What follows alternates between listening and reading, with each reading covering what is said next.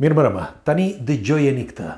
Si pas një profesori, inteligjencën artificiale ka krijuar vetë djalli dhe ajo damka e famshme 666 do u vendoset gjithë njerëzimit. Tani dëgjojeni me kujdes. Padyshim shumë prej jush e njohin profesorin dhe tjetra është ku është bazuar ai për këto të dhëna.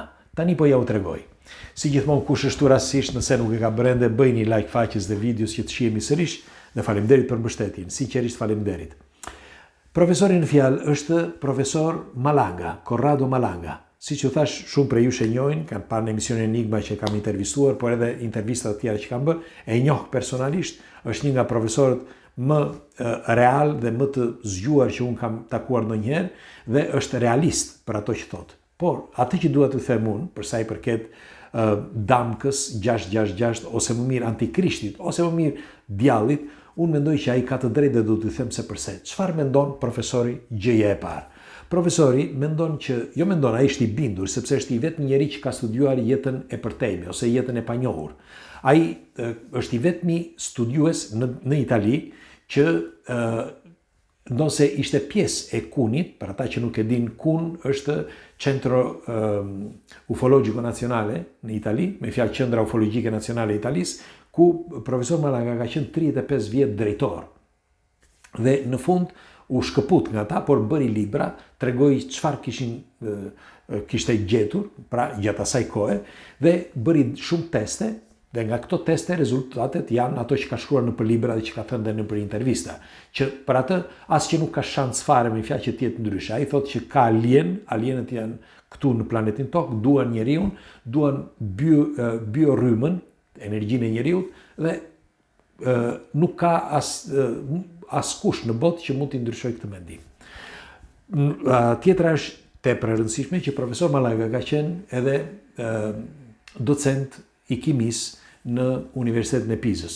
Për shumë vite, tani është në pension, por doja t'ju thoshe që nga studimet e fundit që kemi bërë, për sa i përket jo vetëm zhvillimit njeriut, por edhe teknologjisë në përgjithësi, ai thot, pra profesor Malanga, është i bindur që kjo është frut i një race inteligjente.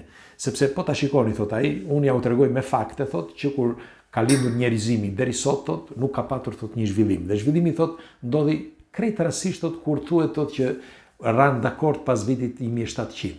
Në vitin 1700 që ranë dakord me masonët, që grumbulluan masonët, 1717 për ata që nuk e din, dhe pastaj nga viti 1800 filluan ndryshimet e mëdha. Treni në 1800 ca, pastaj avioni në vitin 1900 e kështu me radhë. Pra, pse po flasim për këtë? Sepse profesor Malanga është mjaft i bindur që zhvillimi i njeriut thot është bërë thot nga alienët, dhe ata thot janë këtu. Nuk është se vinë thot nga një botë tjetër, ata janë këtu, vetëm ne që nuk mundemi t'i perceptojmë. Dhe ai thot që në krye të alienëve është vetë djalli. Dhe ai ka dhënë urdhër që të bëhet një kontroll total.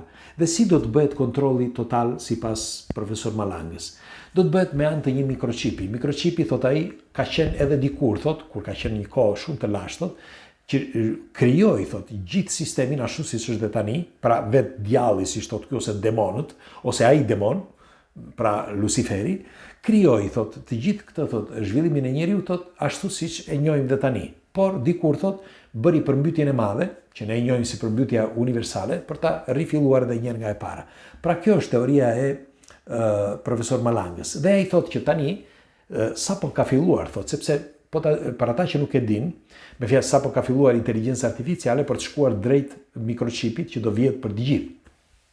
Dhe profesori thot, po ta shikoni thot, është një agent thot, agenda 2030 thot, që do të shtyhet pastaj në agenda 2050.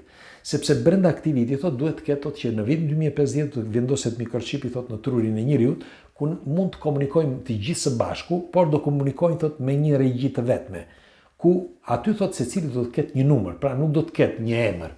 Normal që mund të ketë emër, do ketë një emër, por thot aty ke një numër serie, dhe me atë numrin e serisë ti gjen. Me fjalë ti me atë duke patur atë mikrochipin në tru, ai bën çfarë të doj.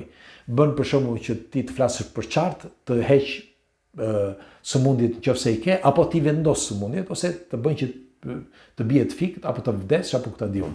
E mbani mend atë filmin me atë numrin këtu, të ati Justin Timberlake, ai filmi që timeline, gjë e tillë, nuk më mbaj mend si quhej, që vendosin atë numrin, e njëjta gjë thot ai, do jetë dhe e ardhmja thot për sa i përket mikrochipeve, sepse ti thot, duke filluar që tani nuk mundesh thot që të jetosh thot pa dokumenta, ose pa një digital wallet, që është telefoni digital, ose dokumenti digital që do të kesh të gjitha aty, me patent, me dokument, me pasaport, me vizë, me çdo gjë do ta kesh aty tek ajo. Praktik do të kesh një numër serie. Dhe ajo damka 666 që flitet thot ai që nga kohrat e lashta do të jetë pikërisht ky thot. Pse quhet 666? Në radhë të parë thot sepse është kodi. Nëse ta shikoni thot kodi barr, që është ai, nuk më vinte tani në italisht, në shqip, por më vinte në italisht, ai kodi aty është i ndarë thot, po ta shikoni thot në seksione, dhe seksionit e këtij kodi thot janë, nëse i mbledh me grupe, 3 grupe janë 666. Tani nëse janë 66 apo nëse janë 653 nuk ka i rëndësi. E rëndësishme është që do të jetë me një kod, secili do të ketë një numër kodi. Dhe kjo është me sa po shikoj të gjitha këto informacione që ka dhënë profesor Malanga, janë kaq të vërteta sa që nuk mund ta mendosh ndryshe. Dhe doja ta diskutoja me ju çfarë mendimi keni për një argument të tillë. Pra mundet që me të vërtet të ketë një dejall atje jashtë, ose të ketë një demon apo një qenie që me kalimin e kohës pastaj të vendosi këta mikrochipe dhe t'i kontrolloj nga një device ose nga një regji e vogël direkt. Shiko, sot është e mundshme. Po ta shikoni një aplikacion, edhe ky aplikacioni që kemi ne këtu, ai me një algoritëm që është në një vend të vogël. Pastaj normal që ka ato hardware-et që punojnë natë e ditë për të gjitha informacionet që duhet të mbajnë aty, okej. Por nga regjia lëvizin çdo gjë. Dhe kjo është e vërtetë. Kështu që unë mendoj që Corrado Malanga nga një ran ka shumë të drejtë për atë që thotë. Dhe unë shpresoj që mos jetë kështu, por nëse do të jetë kështu, nesërmja është te prezym. Do t'ju them se përse. Atëherë duhet të dini që para një vit e gjysmë është u krijua aroma e parë e cila transferohet me anë të wirelessit. Çdo të thotë kjo. Dëgjoni me kujdes, dëgjoni. Nuk kam humbur fare unë kur flas ndonjëherë sepse kam lexuar ndonjëherë që thotë njëri ti ke humbur fillin. Janë ata që nuk e kuptojnë thelbin e bisedës sepse flas shpejt, se për disa është e rëndësishme, për disa jo, dhe dua që ta mbaroj si bisedë. Por po thoshja, nëse keni vënë re, para një viti e gjysmë bën arritjen e madhe që mund të transferonin aromën nga një kompjuter në tjetrin. Dhe sa afërmi, kjo aromë mund të transferohet nga një telefon në tjetrin, nga një kompjuter në tjetrin dhe në gjithë botën. Po sikur të transferohen edhe sëmundje. Për shembull, ja futa kot tani. Po ta marrim kështu si teori, po flasun. E njëjta gjë pra mund të ndodh edhe me rrahjet e zemrës, sepse ne dim që një telefon i vogël duke mbajtur pranë teje, di se sa herë rreh zemra jote. Është e vërtetë apo jo?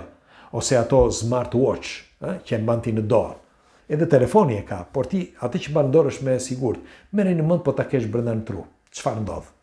Pra, unë mendoj që ai Dejalli ose ai antikrishti ose si ta quajmë atë, ose ai demoni apo kushdo qoftë, një ditë do të shfaqet sepse do të bëj atë që thot profesor Malanga. Unë mendoj që do e arrin. Pra do bëjnë një regji të vetme për gjithë njerëzimin për të bërë një kontroll total. Ju, çfarë mendimi keni për këtë? Ka të drejtë profesor Malanga, po apo jo? Pres komentet tuaja. Dhe shpresojmë në ditë më të bukura. Natën e mirë.